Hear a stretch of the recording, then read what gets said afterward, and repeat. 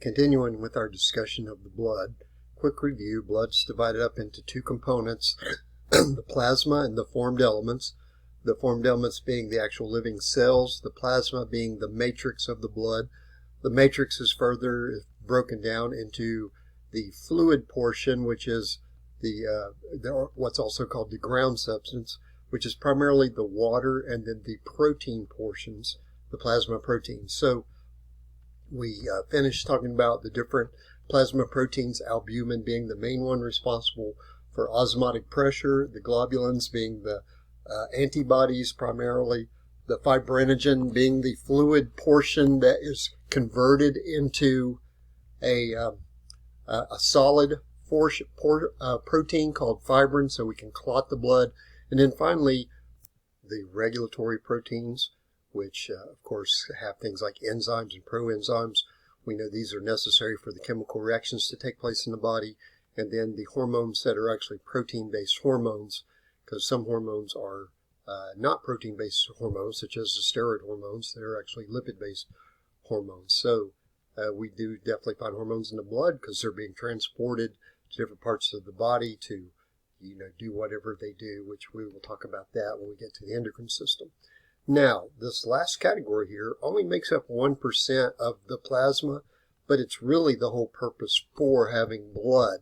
In other words, what is blood, or almost the whole purpose, what is blood carrying to the body? Well, it's actually carrying and making sure our electrolytes, these ions that are so important to what's going on in the body for all the physiological responses that the body makes, they're not necessarily a huge proportion of the blood, but they're an extremely huge, important portion of what the blood is doing for us. So, anytime you do with physiology, you're going to be seeing these things. Now, the next thing is, why do we eat? So we can take the organic nutrients to our cells. So even though at any one time it's still a relatively small amount of what's in our blood, obviously we can't exist very long without these things. So our carbohydrates, our proteins bring down to our amino acids, our lipids, triglycerides, fatty acids, cholesterol, all those things are actually going to be used by the cells, so our blood is going to carry it there. And then finally, we're carrying nutrients to the cells, but our cells are going to produce wastes, and some of those wastes are going to be, filtered in the blood through the kidneys to get rid of from the body.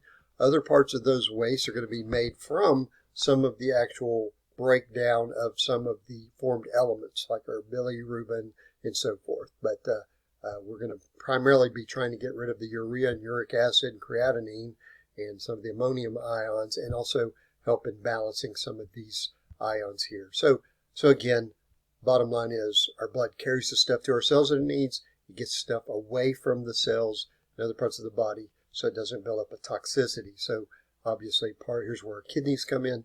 They're going to be filtering most of this out. So again, this is primarily the breakdown of what's happening in the plasma, one of the major components of the blood. But what about the formed elements? What is it made up of? Well, it's made up of actual living cells.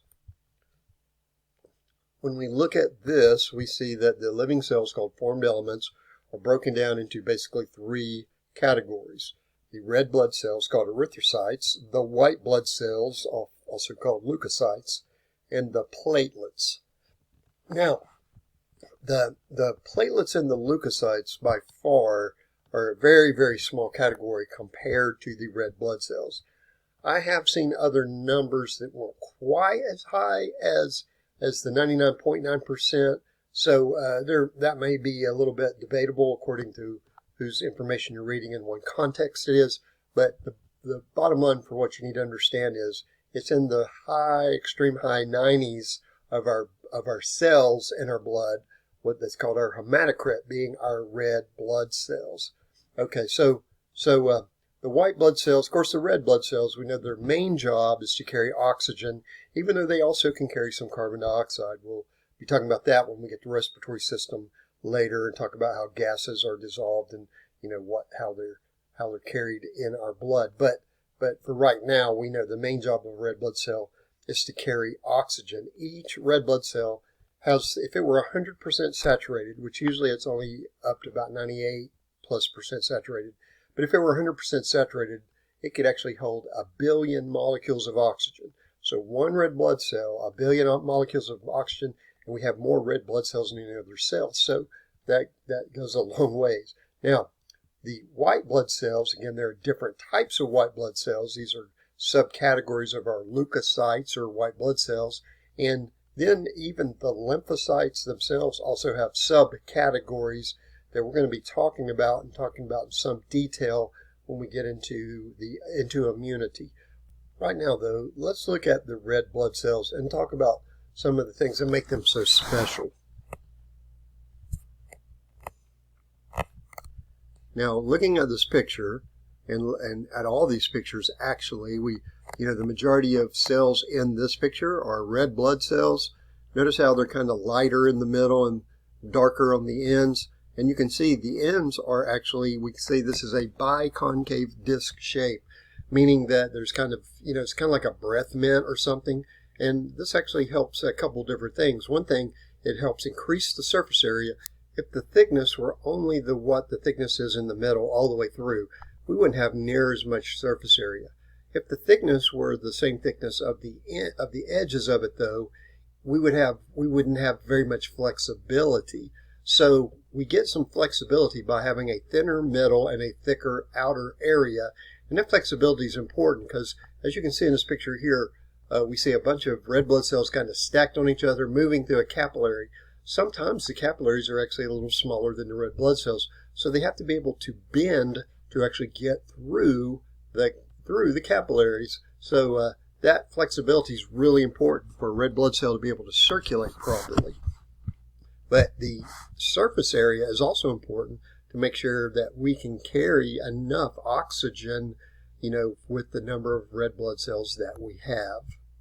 Looking at our notes here, and you can go back and read them, but I'm going to point out a couple of highlights from this, is that, one of the main jobs of our red blood cell, of course, is to transport oxygen. And it does this by containing a protein called hemoglobin that binds loosely with oxygen. And then part of the hemoglobin actually binds loosely with carbon dioxide. Now, it doesn't bind with oxygen and carbon dioxide, at the same place, and usually not at the same time, but it does bind to both of them. But it does bind to more oxygen than it does carbon dioxide. But it's important that it binds loosely to it, because if it picks it up, we also want it to be able to give it up to the areas of the body that need that oxygen and not hold on to it. Okay, now, the red blood cell is actually the most numerous cell in the body. There's more red blood cells than any other type of cell. And again, it's to distinguish it from other cells. We know that all cells start out with a membrane surrounding them, a nucleus in them, and then the cytoplasm with the organelles. But the red blood cell is a little bit different in that it actually loses that nucleus when it actually starts developing its hemoglobin. So it does start out with a nucleus, but by the time it enters the bloodstream, it's lost its nucleus. Okay, we'll look at that a little bit later. Now, again, we mentioned their flexibility because they have to squeeze through capillaries.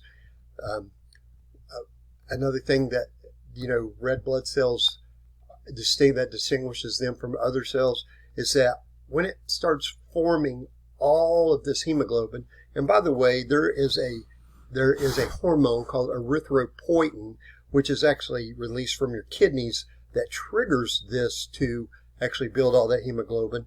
Then it actually starts crowding out some of those cytoplasmic organelles, where by the time it's mature, it's about 95% hemoglobin and just a few other little things. So it doesn't really have mitochondria because it doesn't want the mitochondria to actually use up the oxygen that it's trying to actually deliver to other parts of the body. It still goes through, some cellular respiration as far as it goes through glycolysis, but so it only makes a small amount of the ATP that other cells may make that have mitochondria. But again, it's all about the specialization of doing its job of delivering oxygen, not using oxygen. Okay, now, another kind of interesting thing and important thing about the red blood cell is because it forms all this hemoglobin. Now, in the stem cell, in its life cycle as a stem cell, it didn't have the hemoglobin. It got exposed to the hormone that triggered transcription and translation of the hemoglobin. And then when it started making so much hemoglobin, then it started crowding out the organelles. So one thing, the good thing about that, we got a lot of hemoglobin, we can carry a lot of oxygen. The bad thing about that, though, is that since it circulates through the body about once a minute or so, then after about 120 days of traveling about 700 miles, it's going to actually become, squeezing through those capillaries, it's going to become, it's going to become damaged, and therefore we're going to have to replace it about every 120 days. So you can see this little diagram here where our red blood cells are all being made in our bone marrow. So that's one of the important points of bone. There's specific parts of the marrow and different bones that is where our blood cells, our red blood cells, are primarily being formed. And we'll look at that formation in a little bit closer in a minute. But when they are formed and it goes into circulation, then there is about a 120-day average lifespan. And so, again, because during this time, during the formation time, it got rid of the organelles, and basically it's just a big packet of hemoglobin. Still a living cell, but it's mainly a packet where 95% of the proteins are hemoglobin, so it does very little else. It can't really repair itself. So as it circulates through the body, through the capillaries, it's going to start being damaged, and eventually it's going to get to a point where either in the spleen or liver or the bone marrow themselves, they're going to be white blood cells called macrophages, and they're going to detect the damage. Now, if they come across a red blood cell that's not damaged, they're not going to do anything to it. But if they come across a red blood cell that's been damaged, they're going to phagocytize it, engulf it. They're going to break it down, and they're basically going to recycle much of what they broke down to build new red blood cells. And then the other parts of what they're breaking down, especially the heme group, they're going to convert it to biliverdin and bilirubin. And then the bilirubin is actually going to be sent to the liver, where it's going to be turned into bile, and bile helps us emulsify our fat content, and then some of it will also be gotten rid of with our kidneys, eliminated from our kidneys, and then that bile, of course, after it does its job, will be eliminated from our large intestine as feces. Now, let's look at this formation here. Okay, there's different terminology according to the stages, but notice where we're at. We're in the bone marrow where our red blood cells are at the stem cell level, where they are actually being turned into the mature red blood cell so they can enter into our circulation. So notice here, without worrying about necessarily the terminology that's used, though, notice what's happening is here we have a nucleus. Here we don't have a nucleus. And the reason why is because when this goes through this process, and it starts making a bunch of hemoglobin, it ejects the nucleus. It gets so crowded it actually ejects the nucleus along with the other organelles, or the majority of the other organelles. And so by the time it enters into the bloodstream, then it's our phospholipid bilayer membrane in the biconcave disc shape, and 95% of the proteins inside, which, remember, that's mainly what our cells are proteins, is hemoglobin. Okay, so looking at our hemoglobin right here, notice here is one hemoglobin molecule, and there are on the average about 250 million hemoglobin molecules in one red blood cell.